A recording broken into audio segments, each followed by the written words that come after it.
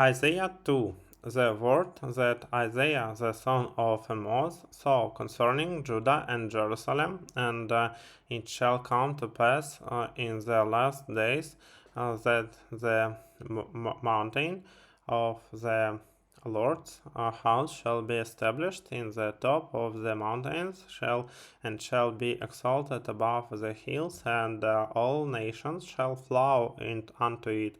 And many people shall go and say, Come ye, and let us go up to the mountains of the Lord, to the house of the God of Jacob, and he will teach us of his ways, and we will walk in his paths for out of Zion shall go forth the law and the word of the Lord from Jerusalem.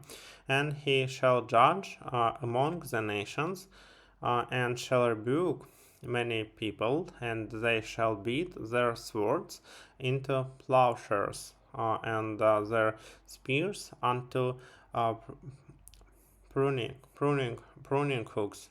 Nation shall not lift up a sword against nation, neither shall they learn war any more, O house of Jacob. Come ye, and let us walk in the light of the Lord. Therefore thou hast forsaken thy people, for the house of Jacob, because they be replenished from the east, and are soothsayers like the Philistines, and they please themselves in the children of strangers.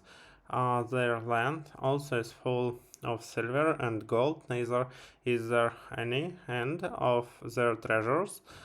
Their land is also full of horses, neither is there any end of their chariots. Their land also is full of idols. They worship the work of their own hands, that which their own fingers have made. And the mean man boweth down, and the great man humbleth himself. Therefore forgive them not. Enter into the rock, and hide thee in the dust for fear of the Lord, and for the glory of his majesty. The lofty looks of man shall be humbled, and the haughtiness of man shall be bowed down, and the Lord alone shall be exalted in that day. For the day of the Lord of hosts shall be upon every one that is proud of and lofty, and upon every one that is lifted up, and he is and he shall be brought low.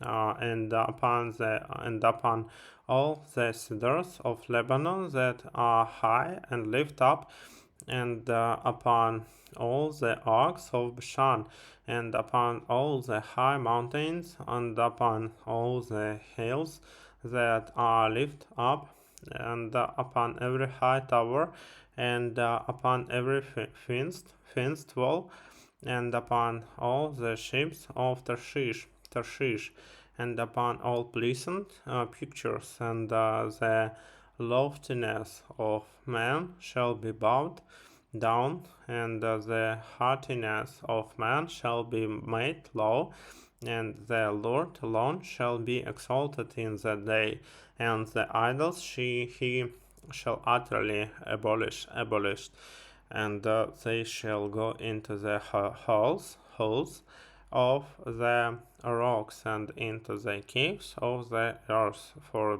fear of the Lord, and for the glory of his majesty, when he arises to shake terrible the earth.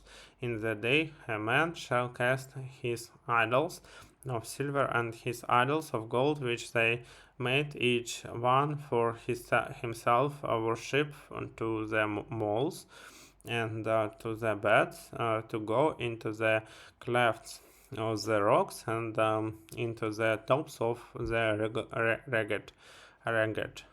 rocks, ragged rocks, for fear of the Lord and for the glory of His Majesty when He arises to shake terrible the earth.